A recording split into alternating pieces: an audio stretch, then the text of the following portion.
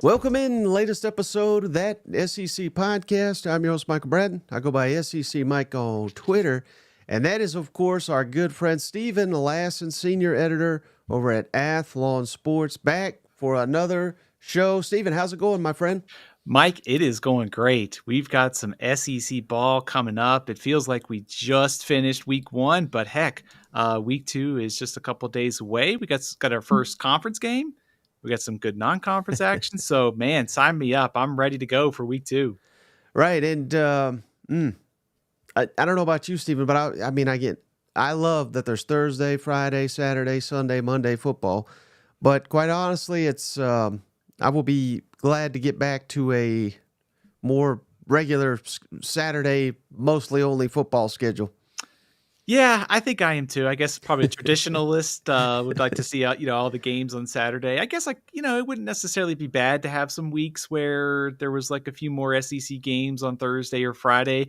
I think I'm kind of counting down the days until it's just all conference play because that's my favorite part of the season. The high profile non-conference matchups are great, but it's better when we're just talking conference play. It's a little bit, I think, easier to kind of decipher what's going on. But any weekend we have college football on. There's none on obviously Thursday because the NFL, but Friday, Saturday, man, we've got 70 something games overall. So I can't wait to get going. Yeah, we got a lot of games. Steven's going to give you his predictions. He's going to give you his PrizePicks selection. So before we get into that, as always, got to give a shout out to the presenting sponsor of the show, Stephen, MyBookie, the online sportsbook. Head on over to MyBookie today. MyBookie.ag is the website. Put in that promo code SEC, that's THAT, SEC over at MyBookie, Stephen. They're willing to match your initial deposit all the way up to $1,000. You can have $2,000 in your account for one right now over at MyBookie with that promo code SEC with a minimum deposit of $50. So again, Stephen's going to give you his picks here in just a second, and we're going to do PrizePicks selections too, just the same as last week. But I wanted to start with this. This is something we're going to do typically on a Monday show. But because there was Sunday football, there's Monday football, we couldn't get to it this week. So we're going to get to it now. But Stephen put up his playoff projections. And, man, fans are enraged already, Stephen. It's week one, man. Pace yourselves.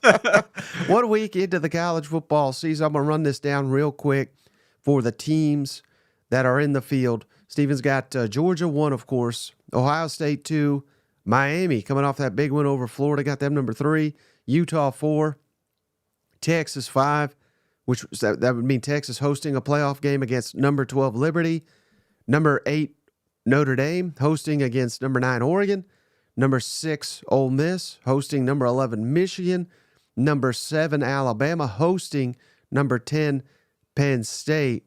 And Stephen, as I throw this up, people go, well, where in the hell's Missouri, Tennessee, Oklahoma, on and on and on. There, Stephen's got them listed as bubble teams after week one. But can you give us, is this a projection of how you think it'll play out? Is this a projection on where they are now?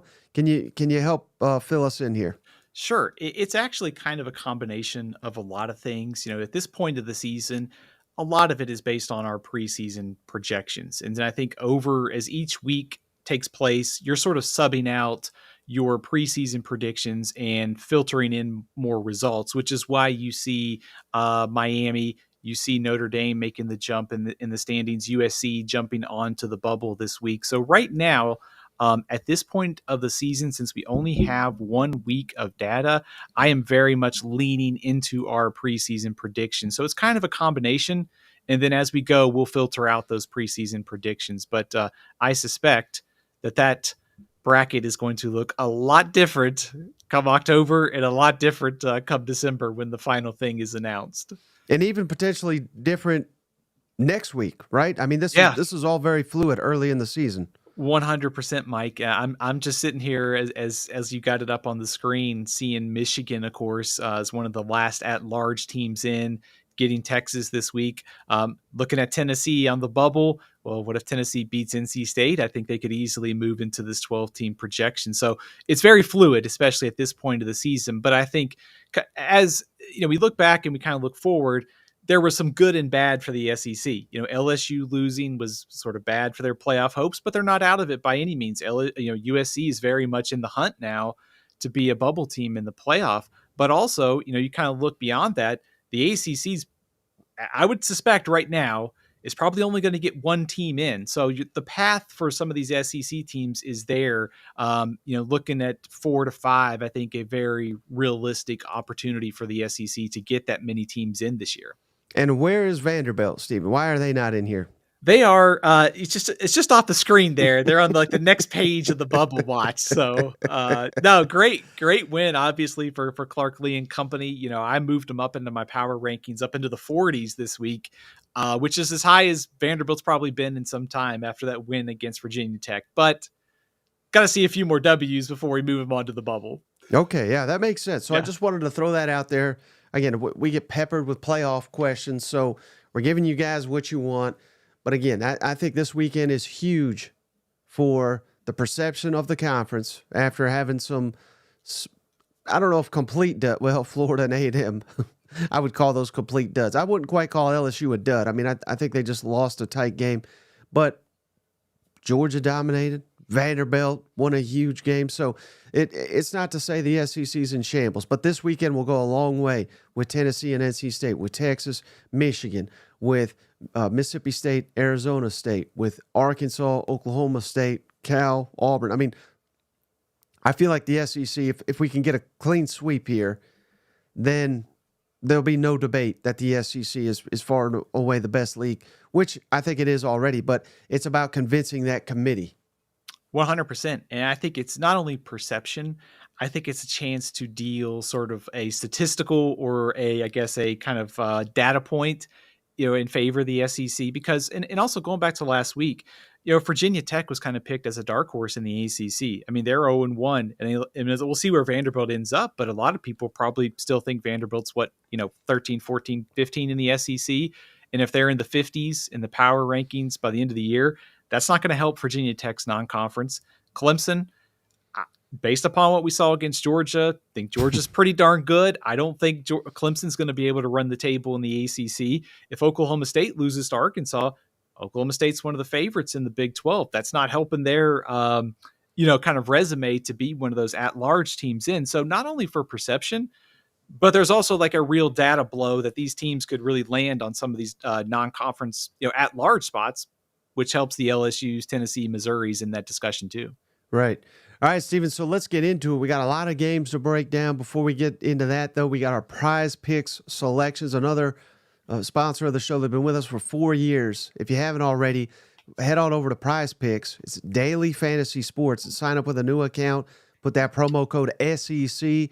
You play a $5 ticket. They'll give you $50 immediately with that promo code SEC over at PrizePicks. There's a link in the descriptions to get you set up. But so for anybody that hadn't played, Stephen, PrizePicks, you got to pick at least 2 players, and you pick more than or less than what they're projected to have in terms of yardage or touchdowns. And again, 2 will win you, 6 wins you, I believe, 10 times whatever your ticket is. So are you ready to give us your PrizePicks selections of the week? Mike, I'm ready to go. I think we were around 500 last week, so let's see if we can change that, and let's see if we can give the good people some PrizePicks winners. All right, so who's your number one most confident PrizePicks selection for this week? I'm going to go to Saturday night with Tennessee and NC State in Charlotte. I'm going to take both quarterbacks more than in passing yards. Nico is at 258.5. and Grayson McCall is at 240.5. I think this could be a higher scoring game. You've got NC State taking on Tennessee secondary, which is the big question. And also, I think we know Tennessee's offense runs through Nico. And NC State's defense, been one of the better ones in the ACC. Didn't have the best performance last week against Western Carolina. A lot of new faces. I'm really curious to see how this group shakes out. But I think 258.5 for Nico and Grayson McCall, 240.5. And what could be a moderately higher scoring game, I think, is your play of the week this week for PrizePicks. Yeah, and I love those selections, Stephen, because, again, Nico had more than that, and he just played a half last week. Now, I realize competition significantly raised this week, but man, I think he could potentially just get better and better. I mean, this could be the worst we see Nico as he gets more and more experience. And to your point, I mean, this could be a terrific game, could be back and forth. NC State could be down. They could be forced to throw the ball. So there's a lot of different ways to look at this matchup. But as far as Nico, as far as Grayson, I think those are probably two of the best ones on the board over at PrizePicks right now. And not to mention, we saw this last week with NC State. They don't really run the ball great. I mean, they had some yardage in the fourth quarter, and they've got some good running backs, I should say, but their offensive line is a real question coming into this game.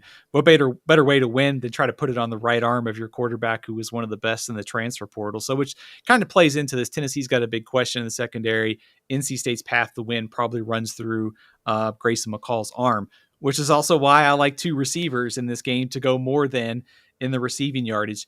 Tennessee, it's kind of almost like pick which one you think is going to go off this week. I'm going to go with Brew McCoy. It's at 40.5 in receiving yards. I think, as Mike correctly pointed out to me before we started, one big play is all it takes. And so at Brew McCoy at 40.5 receiving yards, I think it's worth a shot. Also on the NC State side, Kevin Concepcion, 76.5. He is Grayson McCall's number one target. He's NC State's best weapon on offense. They got a lot of good receivers, and they got a good tight end in Justin Joly.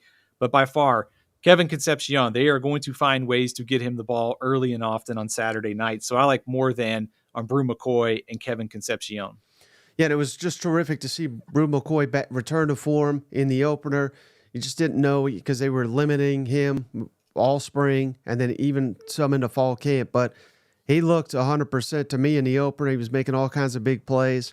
And to your point about the NC State receiver, Tennessee, again, first game, impressive, but I still don't know if they have a true number one corner. We're going to find out Saturday whether they do or not. And my money is to kind of wager against that until we actually see it. Yeah, and I think this also gets to one of the biggest matchups of the game is how does NC State block Tennessee's defensive front?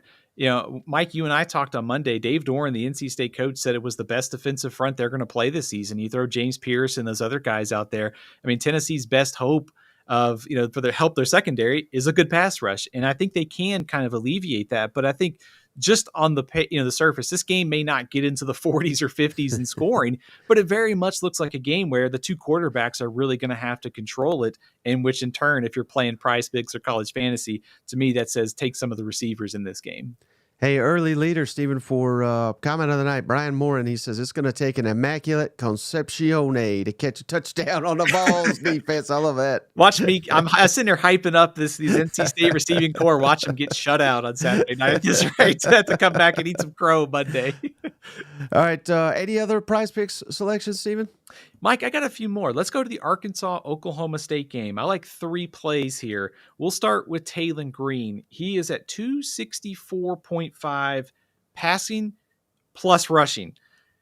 I think for Arkansas to have any shot here, he's got to have a huge game. He's got to carry Arkansas kind of on his back here. So I think rushing plus passing, it is his first game in Arkansas on the road in a very tough environment in Stillwater. I still think the yardage will be there for him. I think you can move the ball in Oklahoma State's defense. So give me Taylon Green more than 264.5. Also, give me Luke Haas, 26.5 in receiving yards. I think he's going to have a nice afternoon on Saturday against Oklahoma State. And on the other side of things, I'll take the Cowboys running back, Ollie Gordon. He is at 126.5 in rushing. When Oklahoma State took off last season, it was because they started to give the ball to him 20, 30, 35 times a game. I think at home, Arkansas' defensive line's pretty solid, but question marks at linebacker. I like Ollie Gordon to have a good afternoon and go more than 126.5. Yeah, that's one of the more fascinating games of the weekend to me. See if Arkansas is legit. Just never quite know what you're going to get from the Mullet and company. I think they'll be kind of out for blood as well. But I really like, I don't disagree with any of those takes, but I really like Luke Haas too. Going on the road, third down, that's a security blanket type.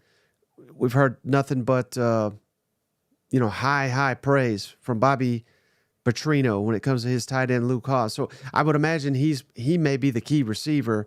I know Arkansas's got a couple guys a little bit banged up. Haas not among them. So it's hard for me to see anyone other than Luke Haas being the go-to receiver in this matchup for Taylor Green. Probably helps him to some extent too if Andrew Armstrong is back. I think as kind of what the tea leaves are for Arkansas on Saturday night. So I would say to your point, Luke Haas, I think the go-to guy maybe on third downs. You get a couple quick passes, easily hitting that 26.5. So those are the three plays that I like from the Arkansas-Oklahoma State game. I have two more in the Texas-Michigan game. One's a little bold. One probably not so bold. So I'll throw those out, Mike, and you can feel free to call me an idiot or say I'm spot on. We'll start with Michigan. Donovan Edwards is at 14.5 receiving yards. He caught over 30 passes last season. The safety valve for this Michigan offense, whatever it's Alex Orji or it's Davis Warren at quarterback, I suspect Michigan's going to have to use a lot of short throws here. I don't know they trust their receivers yet. They just certainly didn't in week one.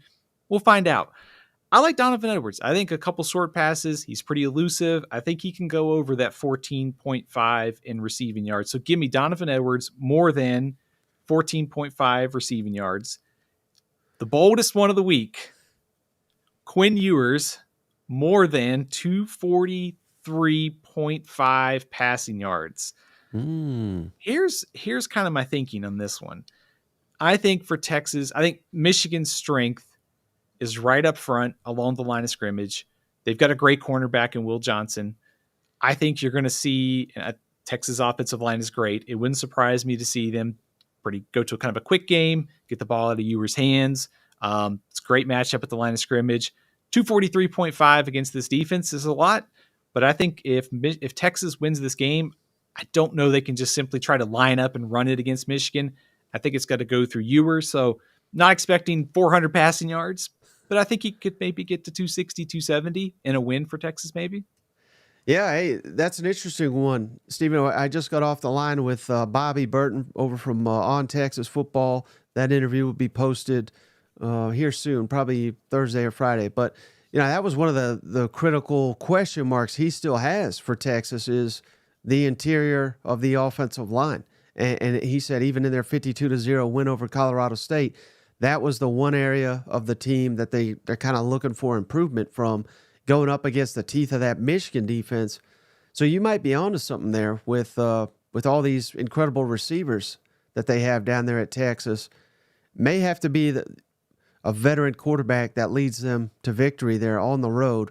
I don't know how hostile. I always hear the Big House is it's the quietest 100,000 fans you'll ever see. But it certainly sounds like there's going to be a lot of Texas fans up there too. So again, I don't know how hostile the environment is, which again plays into the hands of the Longhorns. It's on the PrizePicks front. When I look at Texas receivers, Isaiah Bond and Matthew Golden, it's kind of a dart throw, maybe who you like in this game. So to your point, try and take the crowd out of it early. It's almost like, can you get a quick strike to Ewers or to Bond, to Golden to sort of jump on them and take Michigan out of the game early? There's just a lot of intrigue for me in this matchup. And so that's kind of why I'm staying away from the receivers. But to me, this game, Quinn Ewers has a real chance to make kind of a national statement in this game by going on the road, playing well at Michigan. We talk about early Heisman, early All-America stuff, but he's made some growth throughout his Texas career. To go on the road with a good performance against an NFL-style defense that Michigan runs, this would be a huge opportunity for Quinn Ewers, and that's kind of why I'm going to be bold and take the more than side in those passing yards. Yeah, well, you're talking about all these games, Stephen. It's making me want to pick them. You got any more prize picks before we get to your predictions for the weekend?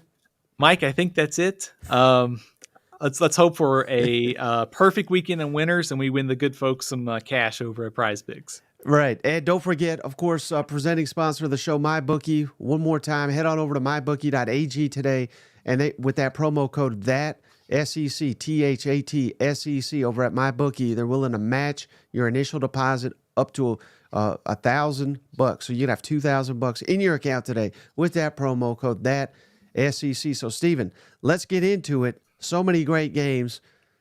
got a couple cupcake games too. So let's actually start with the cupcake games here, Stephen. And the ones I'm defining as cupcakes are ones that we don't have a point spread or anything like that.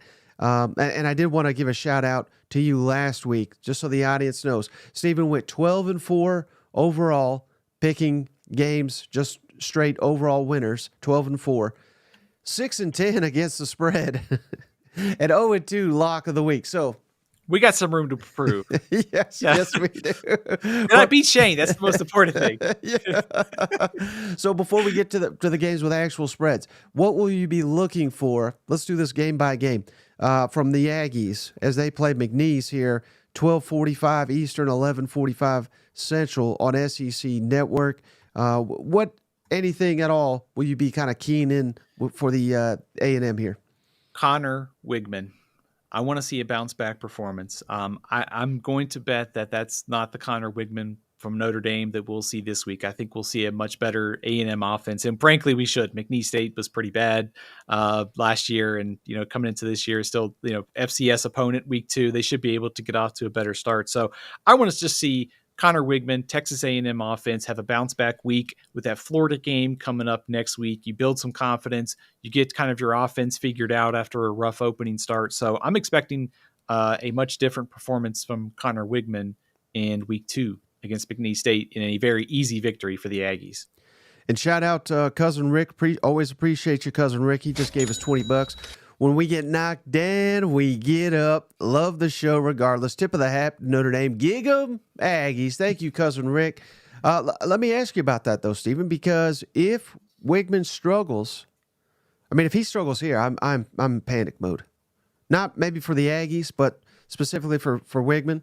His starting center is out now of the season, so they're kind of in flux on the offensive line. They got a couple guys banged up. Is this a prove-it game for, like, let's say he and struggles might be let's say he looks like I don't know, kind of like Sellers did last week. You know what I mean? Where they win the game. I don't see any way they lose to McNeese, but let's say there's turnovers, they're struggling. What would we be doing going into the Florida game if he struggles in this one? I think you'd have to at least. I think if you're Texas A&M, you want to give your guy kind of a long runway with the starting job. It's only week 2, but also I think you have 2 very capable quarterbacks in reserve. Jalen Henderson and Marcel Reed acquitted themselves very well in limited time last year, and also with some of the offensive line concerns that you have, both those guys can move around a little bit better. So I think if he struggles here, going on the road to Florida, a game that A&M's defense can certainly, I think, control for the most part, but I think you'd at least have to have a little bit longer conversation. I think that the runway for him, especially with Bowling Green and Arkansas, Missouri coming up, is probably be shortening quite a bit. So I would be very concerned for Wigman if he struggles here, because this matchup is a layup. It should be one of his better games of the season. Mm-hmm. All right, how about Tennessee Tech at Georgia, 2:00 Eastern on ESPN and SEC Network Plus. Sounds like Dylan Bell's going to be good to go. He had some cramping issues, but Michael Williams, grade 2 ankle sprain, could miss a couple games. What will you be looking for from the Dogs here, Stephen? This is one of those empty the bench kind of games for Kirby. You get as many guys in there as you can, especially after the injuries that you had in week 1. You don't want to get anybody else hurt. The most important thing is with Kentucky coming up, you play a lot of people, you avoid injuries, you get the easy win, and you get out. So to me, this is Georgia dominance, getting ready for Kentucky, getting as many freshmen as you can into the game, and keeping some of those players that you'll need to beat Kentucky a little fresh and with fewer snaps. So Carson Beck probably won't be needed for very long in this game. Right. And can we give you, I know this wasn't a prize picks or anything, but can you give us a prediction on just how many touchdowns Carson Beck have on Saturday? Let's go with 3. Oh, just 3. Okay. Huh? What, I you think talk about the first quarter of the game? yeah, first quarter, yeah. Yeah, so all right, so 3's maybe a little low. Let's go like 4. Yeah, I mean, quite honestly, he's Yeah. probably not going to play that much, you know? Yeah, I think 4 because that gets you to like what 28. You count a couple rushing touchdowns in the first half. That's about 42.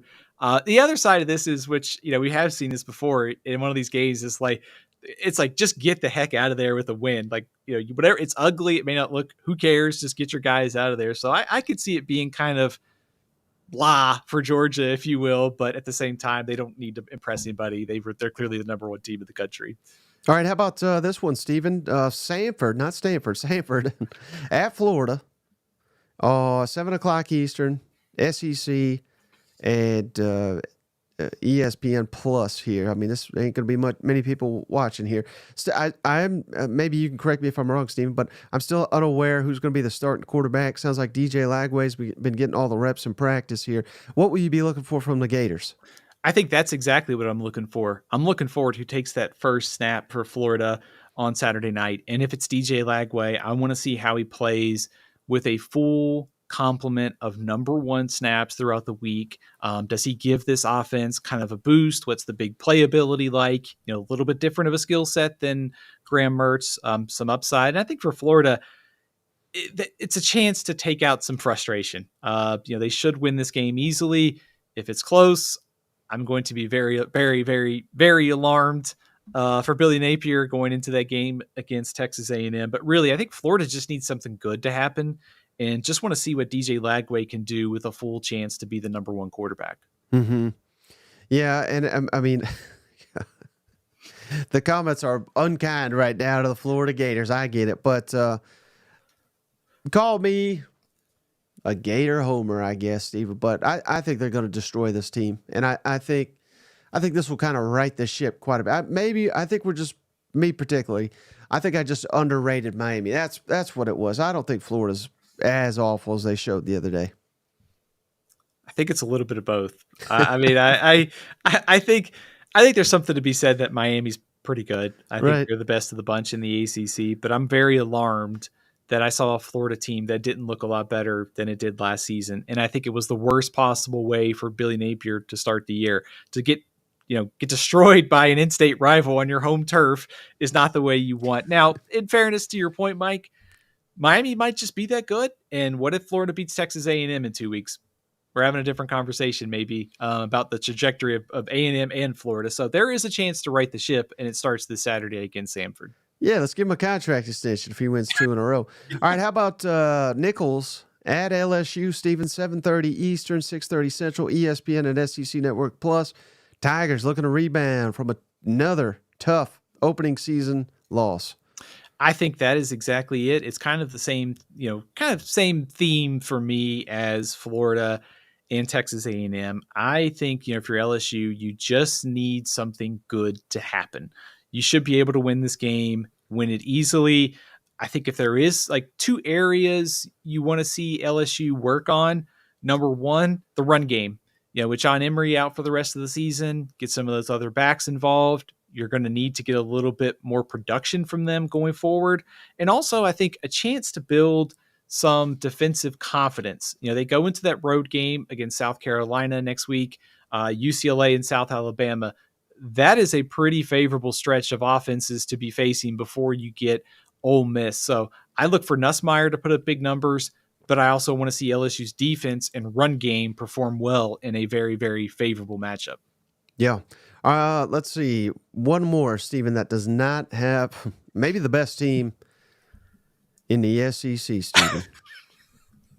Vanderbilt Commodores hosting Alcorn State, 7:30 Eastern, 6:30. And this is how good Vanderbilt is now, Stephen.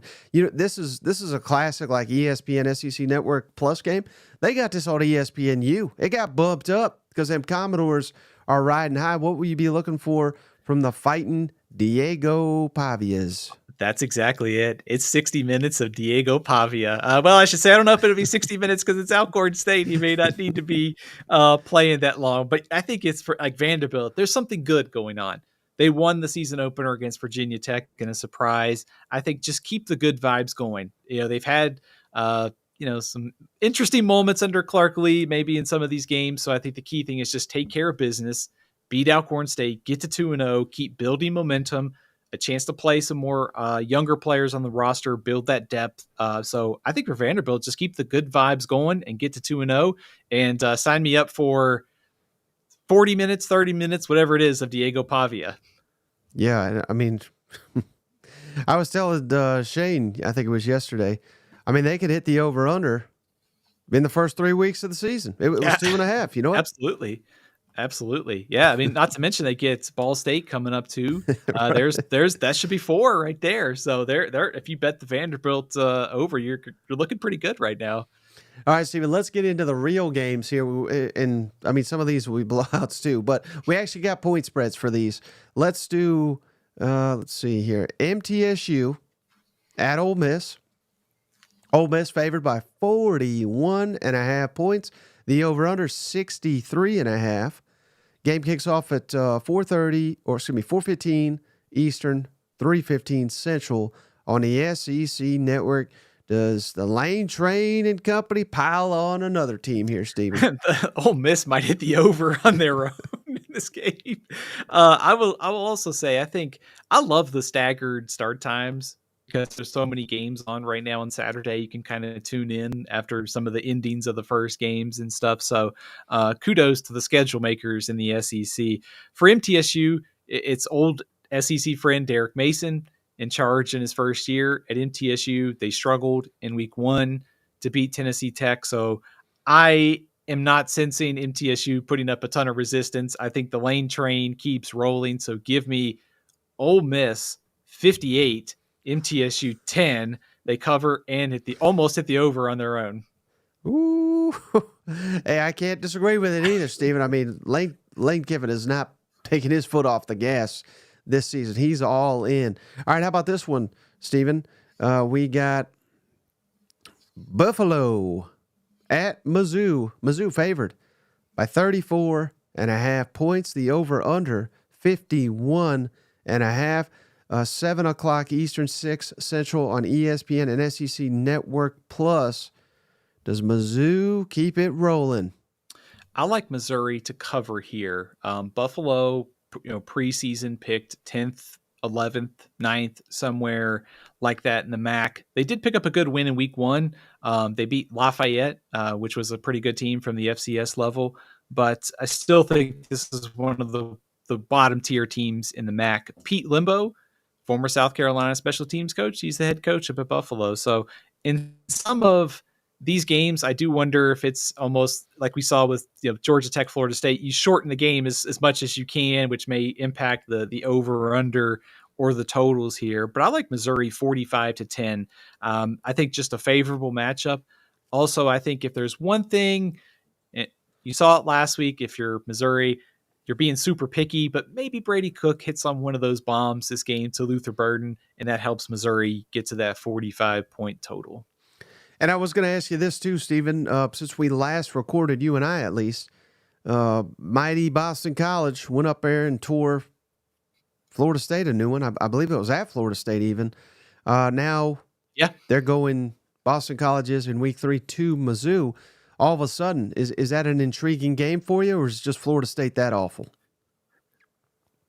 I think it's intriguing. I think BC can do some things offensively that will test Missouri's defense. Number one, Boston College has a very good offensive line. And this is going back to when Tom O'Brien was the head coach at BC. They develop offensive linemen very well, but also Thomas Castellanos, their quarterback, is kind of almost like Diego Pavia, 60 minutes of controlled chaos, and so it's a good early test for Missouri's defense. If there is one flaw that we saw in that game, is that BC does have some trouble against the pass, which is probably good news for Brady Cook and Luther Burden next Saturday. Mm-hmm. All right. How about this one, Stephen? Was a game last year. Better not be this year. South Florida at Alabama. And we got the Crimson Tide favored. I was kind of surprised, Stephen. Only 31 points after shellacking Western Kentucky 63-0 last week. But over under 63.5. Game kicks off 7 Eastern, 6 Central on ESPN. Does the Crimson Tide continue to roll under old Kalen DeBoer? I think so. So I like Alabama 48, South Florida 17. I think a couple things, go back to last year's game. South Florida, of course, it was played in some terrible weather, and Nick Saban looked about as sad as I've ever seen him as the head coach, walking into halftime with it drenched in rain. I know it's a different year, different coach. I think Alabama is going to be pretty motivated on Saturday, and I just think I'll go back to last year. South Florida's defense, I know they played well in the Alabama game. They gave up almost 40 points a game in American Athletic Conference play. We saw in week 1, Jalen Milroe, Ryan Williams, the 2 running backs, the big plays. I think Alabama's offense, maybe giving them 48 is not enough. South Florida's offense, of course, Alex Golish is their head coach. Byron Brown, a very solid quarterback, potentially top 25 in the country, certainly one of the better ones at the G5 level. They probably have a little bit more success than Western Kentucky did moving the ball this week. I just think was really impressed with Alabama in week 1. We kind of knew they were going to be good. They looked really, really good. So I like Alabama to get the cover here and beat South Florida pretty easily. All right. How about this one, Stephen? We've got another matchup here with a new SEC team here. Houston at Oklahoma. Sooners favored by 29 points. My graph says 30, whatever, 29-30, same thing. Over under 49.5, 7:45 Eastern, 6:45 Central on SEC Network. How about them Sooners, Stephen? Are they rolled to 2-0? Yep, I like the Sooners, Mike. I've got them 45, Houston 10. I think I just want to see a little bit sharper performance from Oklahoma. Offensive line, would like to see Jackson Arnold have a few more opportunities. Of course, Temple turning the ball over, short fields, helped Oklahoma easily have some short fields last week. But Houston struggled last week to protect its quarterbacks against UNLV. They have a new offensive coordinator, Kevin Barbe. Sorry, Mississippi State fans. And they struggled last week to move the ball on UNLV. I think Oklahoma's defense, we saw it last week against Temple. The way they got after the line of scrimmage, I think they'll do it again this week against a Houston offensive line that struggled big time. So I like the Sooners 45, Houston 10. Any concern though that Oklahoma's offensive line a little banged up down a center, down some other players, or will that not even be much of an issue against old Houston? I think the biggest problem for Houston is on defense. They had a lot of turnover from last season, so I think it was 2 returning starters, so a ton of new faces this year, new scheme on defense.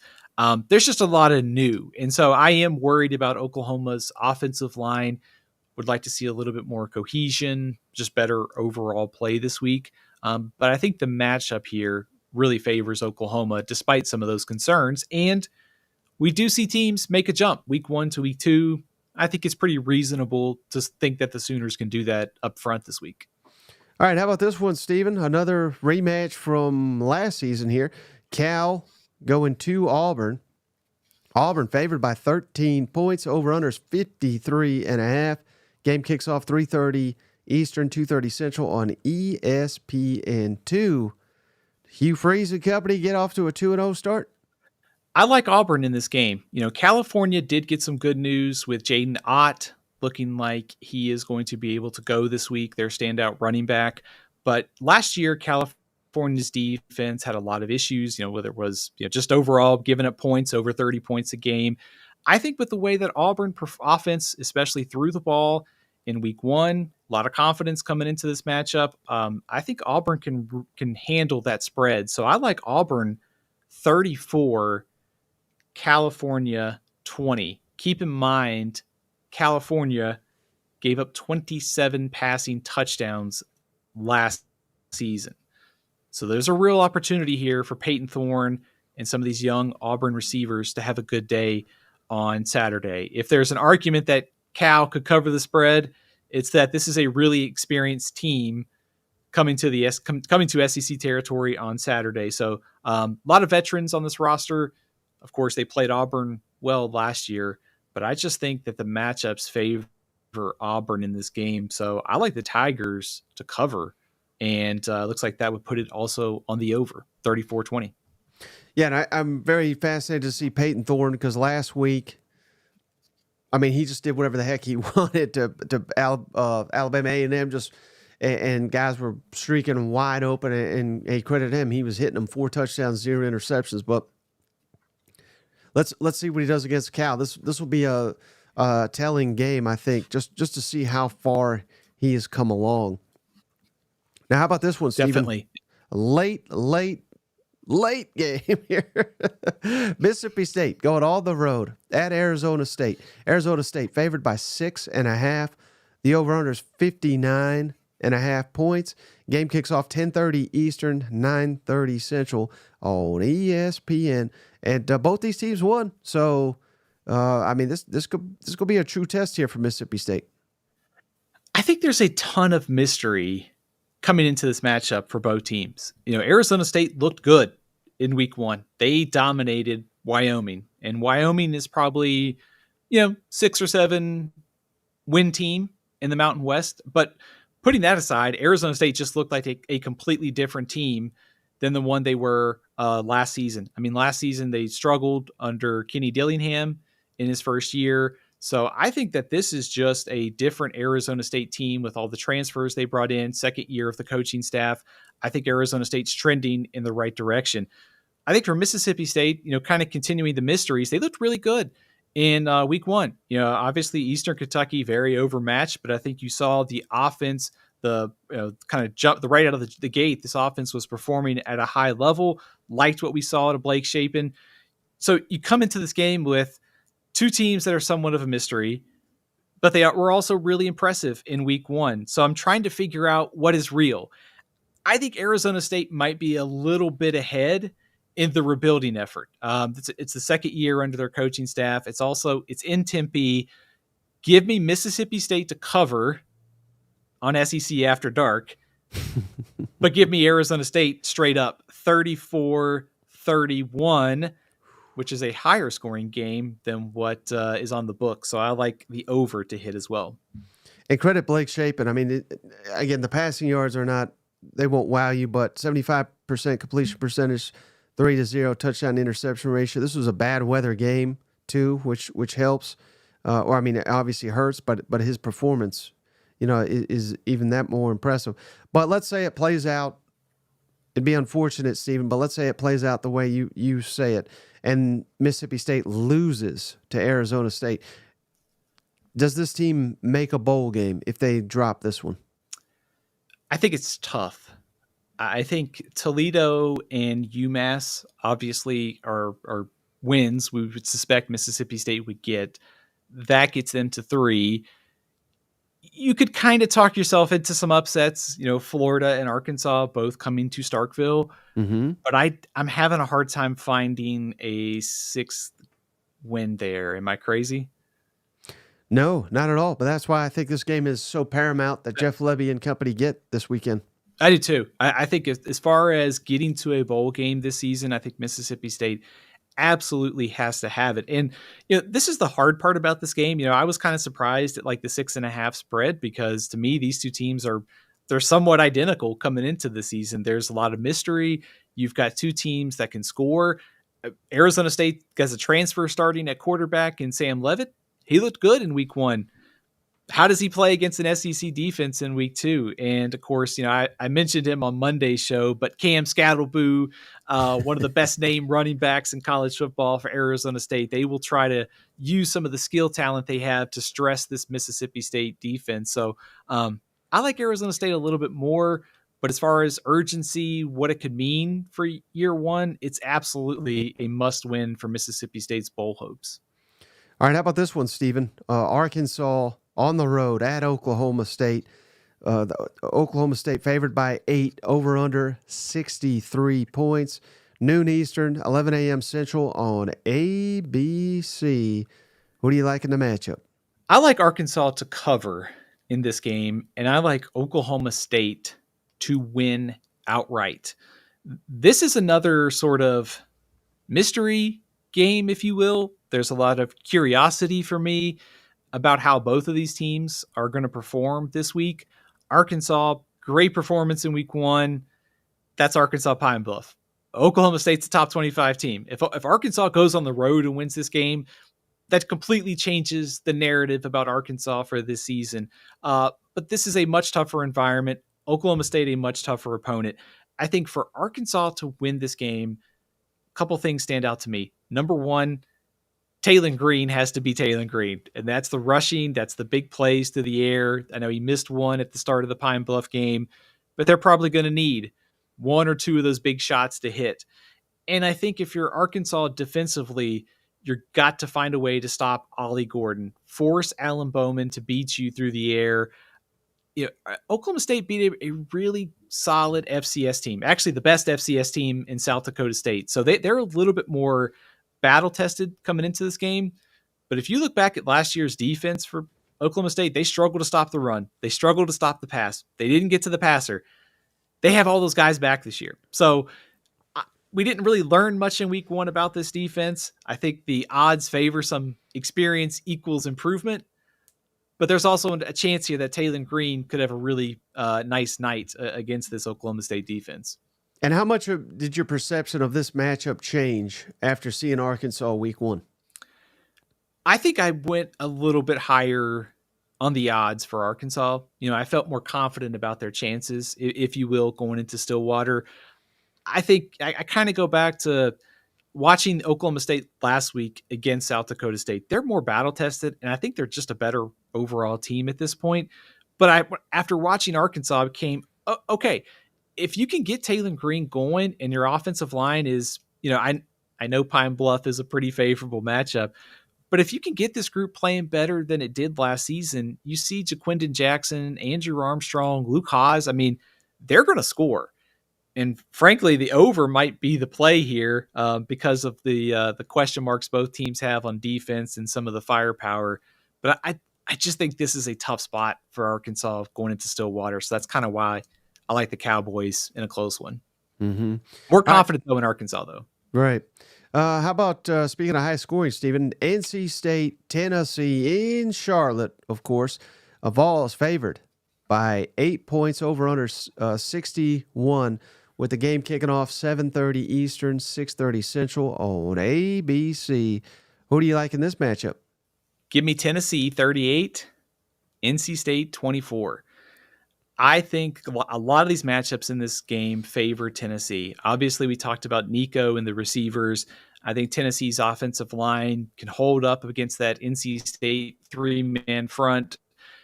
On defense for Tennessee, James Pierce, that Tennessee defensive front, I think there will be opportunities to get after Grayson McCall. But I also think NC State's going to hit their share of plays in the passing game too, whether it's Concepcion, Jolie, Noah Rogers, whoever it is. NC State's going to move the ball here. But I think in the second half, at some point in the fourth quarter, I think Nico and James Pierce take over this game. And I think that's why Tennessee pulls away a little bit in the fourth quarter. It is a very positive thing for Tennessee that this game is in Charlotte and not Raleigh, because Raleigh is one of the best home environments in the ACC. So getting this game at a neutral site is a big deal, I think, for Tennessee. So I suspect there will be some points, there will be some yards, but ultimately Nico, James Pierce, they take over and Tennessee wins this one in the fourth quarter, 38-24. If these two, now this rarely does it play out this way, Stephen, but if these two, if Tennessee plays as well as they did week 1 and NC State struggles like they did week 1, is it conceivable that Tennessee just blows them out? That's a take I was workshopping in my head. I was I was afraid to say it, but yes. And that's the hard part about this week is some of these teams look just so out of character in week 1. What do you expect out of them in week 2? I suspect NC State is going to play better than it did last week, but there's is Grayson McCall like is the hype legit going to NC State? So I think there's real potential for Tennessee to pull away in this game. I was kind of cautious in picking it to be a 14-point game considering some of the week one uncertainty. But I just like these matchups for Tennessee. The defensive front, Nico against a rebuilt secondary for NC State. So that's why I've got the Vols by 14. And I mean, it's cliche, Stephen, but they say you make biggest jump week 1 to week 2. That's not always the case, but it certainly often is. So, and these coaches never like to admit that they were holding things back. I would imagine both these teams though held back. Yeah. Some things for they didn't want the opponent to see. But now that you've kind of seen some struggles out of the ACC, outside of course Miami, who whooped Florida, but if NC State were to win this game, who would you think is the best team in the ACC? Would it be Miami still, or would you consider NC State? I would go with Miami. I think they're a better team. I think they're a better team at the line of scrimmage, and I think they have the better quarterback in Cam Ward. I think to your point on holding something back, I think NC State absolutely probably wanted to, but they had to hit the panic button in the fourth quarter when you look at the scoreboard and Western Carolina's beating you. So there's a very fine line there between trying to show too much and also win the game. So that's one of the hard parts about week 2 is figuring out like what's real, what was noise in week 1. But I think when you just kind of start studying some of these matchups, I mean, NC State has a lot of offensive firepower and their track record on defense is very good, but you have a lot of new faces on defense. They haven't really ran the ball well in the last couple of years, especially in short yardage. I mean, to me, this matchup is kind of a lot of checks in Tennessee's favor. Mm-hmm. And is it conceivable this is the third or fourth toughest game on Tennessee's schedule? 100%. I mean, I think Georgia, Alabama, for sure better than NC State. I think Oklahoma's better than NC State right now. So if Tennessee, if we're talking like if they pull away 14 to 17 points, I mean, that's a really, really huge deal for Tennessee looking at that schedule coming up, because all those games outside of Georgia look pretty winnable to me. Mm-hmm. All right. How about, I know that you were over the moon on this one, Stephen. Texas going on the road to the big house. Trying to find my little graphic here. Yeah, both top 10 showdown here. Texas favored by 7.5 points. Over under 43.5. This is going to be a noon Eastern, 11 a.m. kick on Fox. Texas thought they were done with Fox. They got one more here. Who do you like in this epic showdown here, Stephen? I like Texas. So I think just on the nuts and bolts for this matchup, if I'm Texas, you need to dare Michigan to beat you through the air. You put everybody you can at the line of scrimmage and say to Michigan's receivers, go beat us. If you hit a 50-yard bomb, by all means do it. Because nothing that Michigan showed in week 1 said they were capable of doing that consistently. Were they holding something back against Fresno? Probably. But I think for Michigan to win this game, it's got to be a clean game. They can't have a turnover. They have to force a couple turnovers on Texas. Maybe they have to score on a trick play. Maybe they have to score on special teams. They need some breaks here. So I think Michigan's defense keeps them in it. I think they'll be able to run the ball some.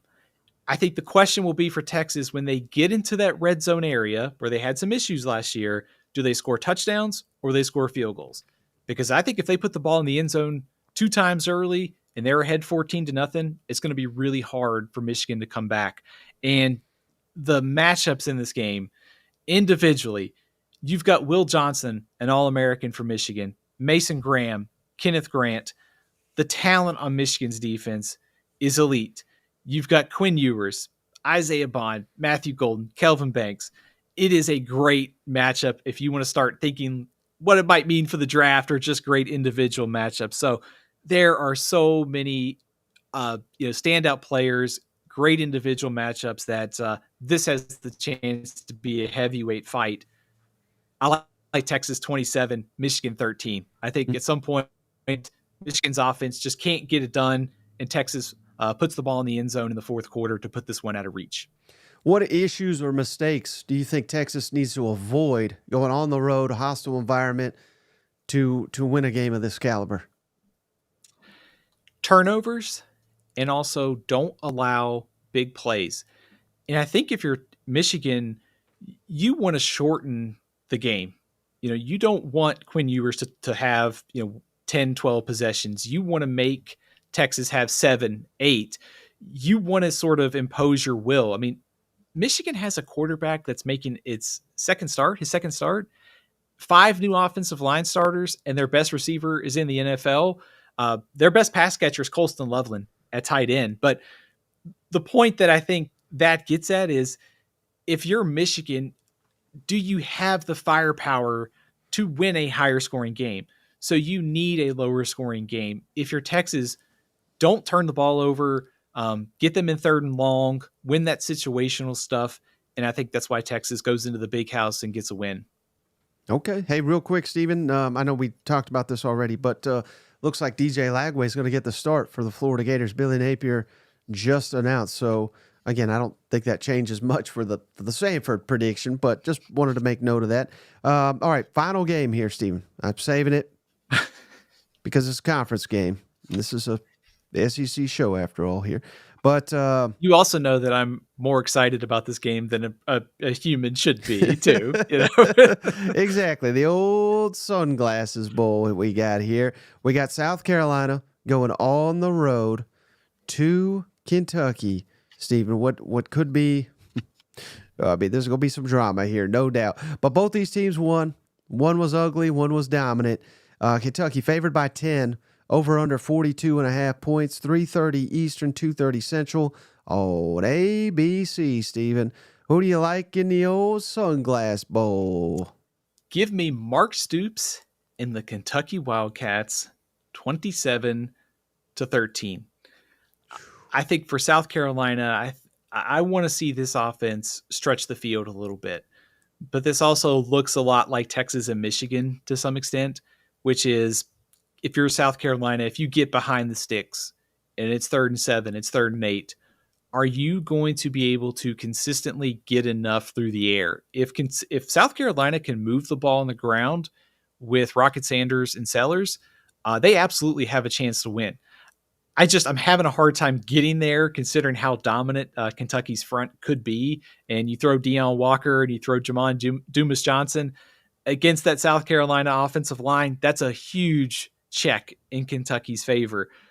On the other side, I think South Carolina's defense will keep them in it. I think we saw last week their defensive front much improved from last season. A lot of experience in the secondary.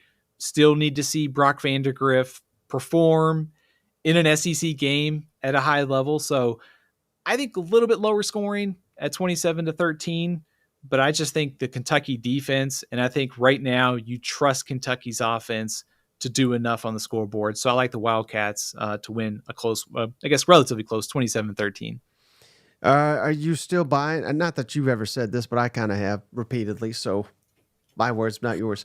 But is this a must-win for both these coaches in terms of having a successful season? Because for South Carolina, oh man, if you're not winning this one, I'm not seeing a whole lot of wins here. And similar thing could be said about, I think Kentucky had certainly some winnable games to come, but I don't know. How big of a must win is this for both coaches? I definitely think it is. I was going to make the argument it's probably more of a must-win game for South Carolina, given that schedule that you mentioned. Certainly, knowing this sort of rivalry between the two programs, if you're Mark Stoops, you don't want to lose to Shane Beamer and go through another sunglass drama during the week. But at the same time, though, when you look at South Carolina's schedule, I'm just not seeing a ton of games they could be favored in the rest of the way. I mean, Vanderbilt all of a sudden looks less winnable than it did. I certainly think they'll pick off some of these games in an upset, but I think South Carolina needs this one more relative to schedule. I think for Kentucky, kind of setting the table, going back to the preseason, their home schedule is very favorable, and plus the way they've handled Florida recently. And so they win this game. I mean, you're talking about positioning within the SEC. It sets up well for Kentucky if they win this game to sort of maybe finish a little bit higher in the SEC, especially with Florida's struggles this start to the season. Yeah, shout out to cousin William here. He says Kentucky winning by 2 scores over the Gamecocks. College game day coming to Lexington. Georgia by 10 over Kentucky. But praying for a miracle. So, cousin William, hope you get your way here. But yeah, I mean, first SEC game. And fair or not, I mean, I think it's a little unfair, Stephen, that quite frankly, I think it's unfair both these teams have a conference game before anybody else. But if you win it, you get a jump start. So you can split it that way. You lose it. Oh, man. Pitchforks will be out come Saturday. You know what? Oh, yeah.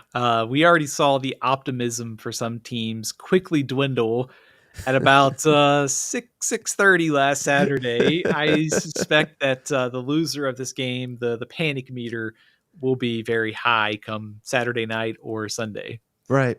Well, hey, everybody stay tuned because Cousin Shane's about to hop on. We're going to do SEC mailbag. But before we go, Stephen, any closing thoughts as we head into week 2 SEC action? I had 2 locks of the week. I'm going to take Tennessee and also the over in Mississippi State and Arizona State.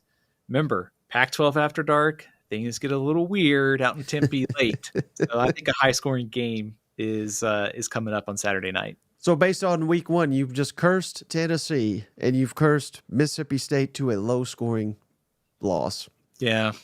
Sorry. Yeah. The reverse cousin Shane here. All right, Steve, before you go, as always, can you tell the audience how can they follow you? How can they find your work? Absolutely. You can follow me on Twitter at AthlonSteven. Check out all my work at athlonsports.com. Stephen L. CFB on Facebook and Instagram. All right, Stephen, thank you so much.